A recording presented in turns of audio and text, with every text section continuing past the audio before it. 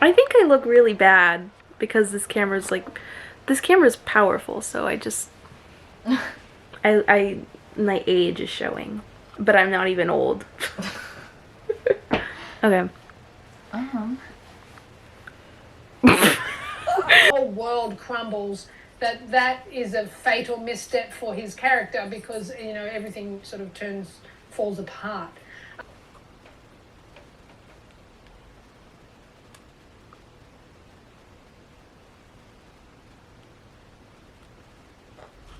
I'm not as cute as Conan, but I am cute, so. Ah! Oh my god. This is my little mirror. Here, let me zoom out. This is my mirror that I keep above my bed. And I never get to look into it because I'm never this high up. I'm never standing on my bed, but I'm standing on my bed because I was filming Conan. This is a great, like, vibe. Conan, can you come over here? I'm self-conscious.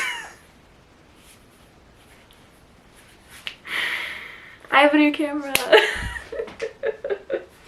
I have a new camera, I have a new camera, I have a new camera. And I don't know how to use it, but I have it. I have it and I like it and it's beautiful and it's tiny. And it's everything I've ever wanted. And now I own it.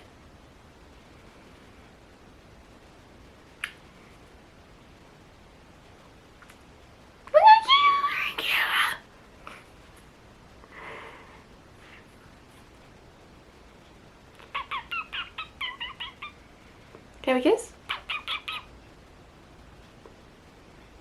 Whore. Whore. Give me a kiss. Give me a kiss. You prudent. You prudent whore. Does that not make any sense? Can I just stick a bunch of words that don't make any sense together? Prudent whore. Abstaining slut. You abstaining slut. Doesn't make any sense. But can I have a kiss? No. No. The answer is no. The answer is no. I can ask and I can also not receive. Okay.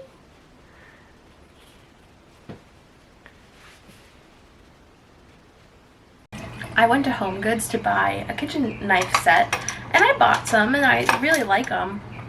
I don't think I love them because I can already feel them getting dulled, and I don't think I'm the best at sharpening knives. Yeah, they're already getting fucked up. The point is, where do I buy really nice knives? And also, how do you get into the routine of sharpening your knives all the time? Because I did not grow in that household, and I'm trying to teach my household how to sharpen their knives all the time, in fact. Wow. Interrupting. And anyway, I need to figure out what I'm gonna do, because I don't really know what I'm gonna do. My god.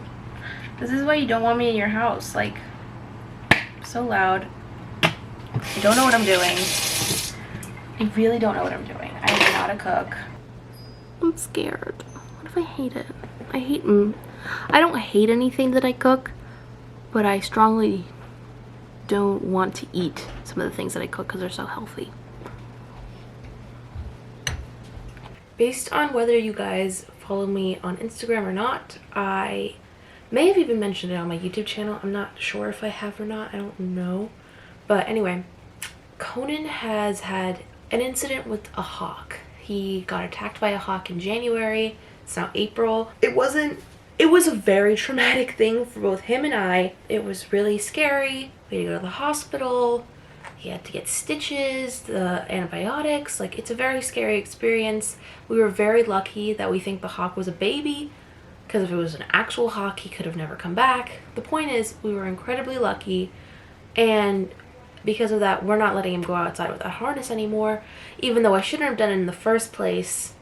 It was all just, we've learned our lesson, especially with this. We don't ever want Conan to be flying around outside again. Of course, I want to be completely transparent. He has flown outside before, since the hawk incident. And what I mean by that is, I'll be taking him outside and I'll be holding onto his foot and he'll get away from me. And then he'll go up to the roof of my house and then I have to bring him back down. It's still a very scary experience, and I'm not any better at trying to get him down from high places. It's always been a big struggle with him, but I just want to be completely transparent. That's what's going on sometimes. But for the most part, yes, he does go outside. He has his own cage and he stays in the cage in the afternoon and sometimes in the evening, and he still gets to go outside. But one of the biggest things is that I used to take him on hikes and I never harness trained him. And I got a harness, and one of the first mistakes that I made was I forced him to wear the harness. I've forced him to wear the harness multiple times, because even after watching videos of people putting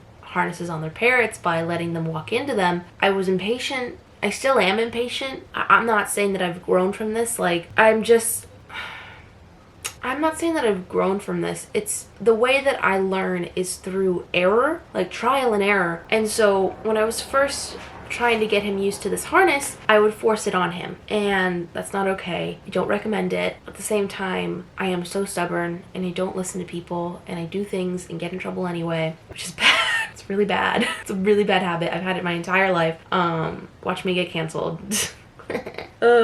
I'm not trying to manifest me getting canceled, but with the way that my head works, I just have really bad potential for making a lot of mistakes and then getting canceled and yada yada yada. Cancel culture. Continuing with my story, I would force the harness on Conan. We would go just be in here in my bedroom and I would let him chill and relax, or try to relax. I was like, okay, we're just sitting here, we're doing nothing, we're just having you in the harness so you can understand what it feels like to have it on your body, so you can get used to it as time goes on. One day I decided, well, the harness is on him, maybe he should get used to wearing it and being outside. So I had a pretty long excursion with him, like 3 hours, where we went to the grocery store, we went on a hike, and I came back home and I took it off of him, and his front chest, his breast, was just completely tattered. He overpreened so badly, and I don't know why I can't see it as clearly as I did before. It's not as obvious anymore, or I don't know. In the moment, like for 2 or 3 days, it just looked really bad on his breast, and I just felt horrible because I don't want to allow him to self-mutilate. I don't want to create that environment for him. And the next couple days after that, like day 4, day 5 after I did that, he started plucking underneath his wings, and I hadn't seen that from him yet, and it really hurt. I really fucked up. I really made a mistake. I made a very big mistake, and I'm getting emotional. So I haven't put it on him since. I don't want him to be plucking his feathers. That's the last thing I want for him. It affects me differently. Trigger warning. Fuck. Juliana, edit this in.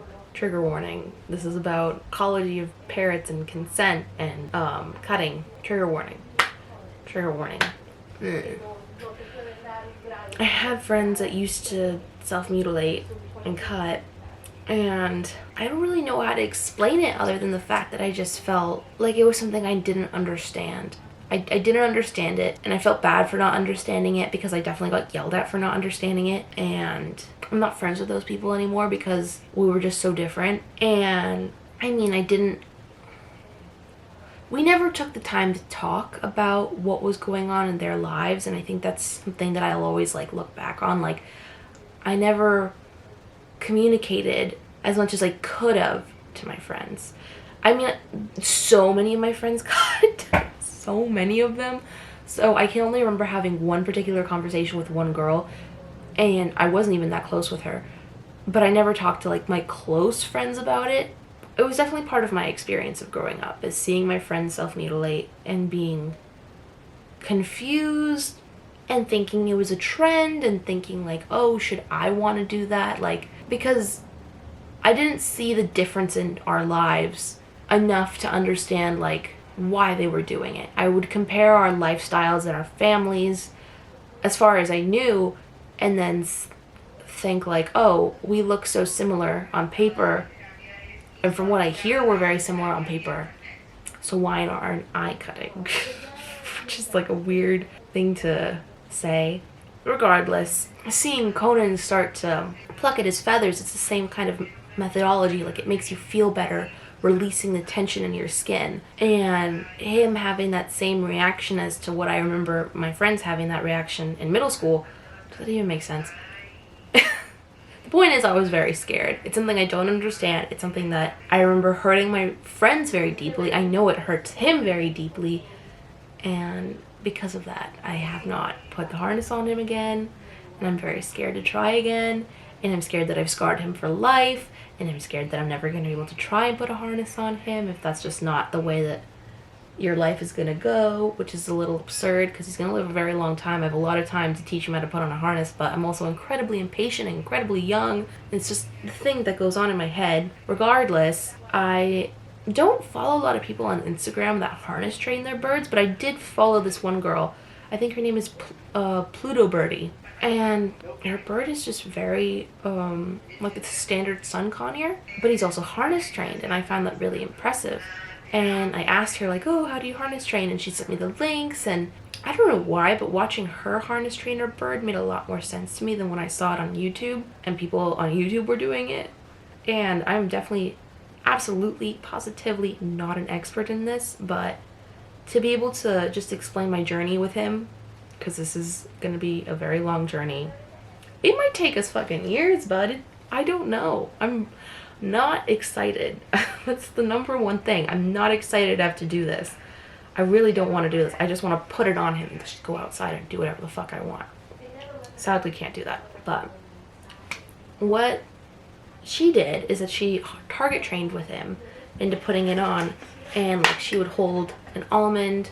I personally just use millet, but she would hold an almond and then she'd hold it outside there, and then her parrot would feed his way in through the head part, and then he would grab the almond and then come back out.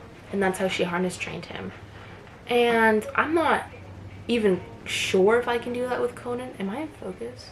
I hope I'm in focus.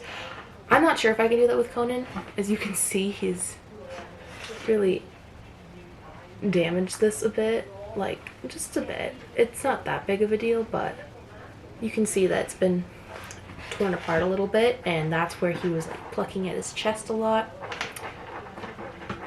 What I did today that inspired me to turn the camera on, I don't have any footage of it, but I was using my target stick, which is Professor Lupin's wand from Harry Potter, and just holding some millet, like either in my hand or using the lid of this.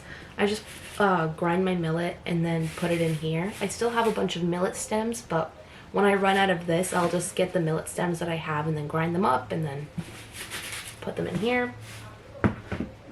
And just target training with him while this was in proximity of the target stick. And it went really well. I was actually incredibly surprised by how well it went, because he got inches away from the harness. And yeah, this is our journey. Another thing that I thought I'd mention, because this is a birdie topic segment, this is my gram scale. I got it for like $5 on Amazon. I think it was on sale at the time. I weigh Conan. I used to weigh, when I first got him, I started weighing him every day, and that got boring really fast. And then my setup changed, and then I weigh him now like once a month, which is definitely not good when you look at like people that talk about weighing your parrots. They're always like, weigh them once a week, weigh them every day. I don't do that, but I definitely recommend that you do that. I don't. Just being realistic, being honest, I do it like once a month. I've seen him gaining weight, honestly, and I am really happy about that. When Conan came to me, he was about 124 grams, and then it just really varied, because like I would weigh him after he ate, and then it would go all the way up to like 140 grams, and it was just a very confusing concept of weighing. I just overcomplicated it for myself. You're only supposed to weigh them before they've eaten breakfast in the morning. But yeah, it would range from like 124 grams to then 128 grams. And like it would go in between that spectrum for like the first 6 months of me having him.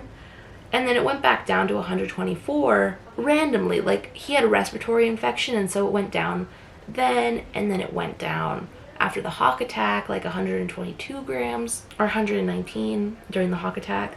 And now it's all the way up to 133 grams, like consistently in the morning. And that's just crazy. I don't know. I definitely recommend a gram scale. Watching him like fluctuate in weight is very interesting. Conan got scared of the flash. Here, let's see if he'll do it again.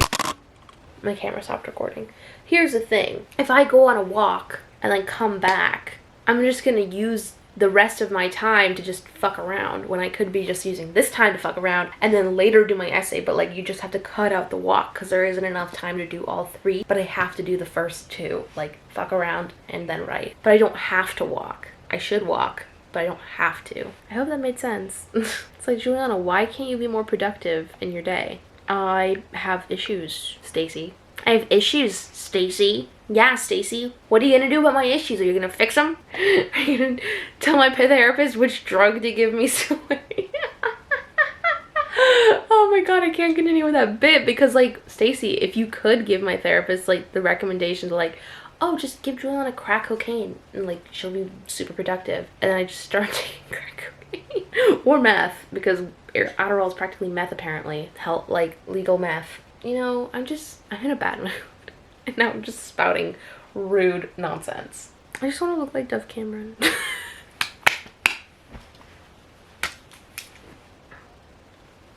Yes, I do. But also I like the way I look, so it's just a double entendre. I just want to look like everyone, you know? I think Kennedy Walsh put it best. Like, I just like to dress up like people. Oh my god, I give up. Oh my god, I thought I said... Oh my god, this time last year, I watched a surgery of one of the doctors in my clinic taking, I don't know what it was. A uterus. It was a uterus. They were taking the uterus out of this animal. I don't remember which one. But anyway, that was the uterus. I just saw a uterus on my Snapchat memories. It's like, whoa. Do you ever just run into a uterus on your Snapchat memories and you're like, oh, what is that? A fucking sausage? I'm gonna end this video where it's at. I have a million more spiels that just can't be in one video because all of the things that I talk about are just so heavy and so, like, ridiculously, stupidly heavy. I could just take a chill pill and not think about these things. I don't really know what's the right thing to do. But anyway, I hope you enjoyed listening, watching, and if you did, you can follow me on Instagram at Juliana McKenna. You can go listen to my podcast. Oh my goodness. The No Culture podcast. It's me, Josh, and Sam, and we love it, and we'd love to share it. So if you'd like to listen, the No Culture podcast, the link is down below. I hope you guys enjoyed. If you did, please like and subscribe. You're free to do whatever you'd like. I'll see you later. Please subscribe to Juliana McKenna.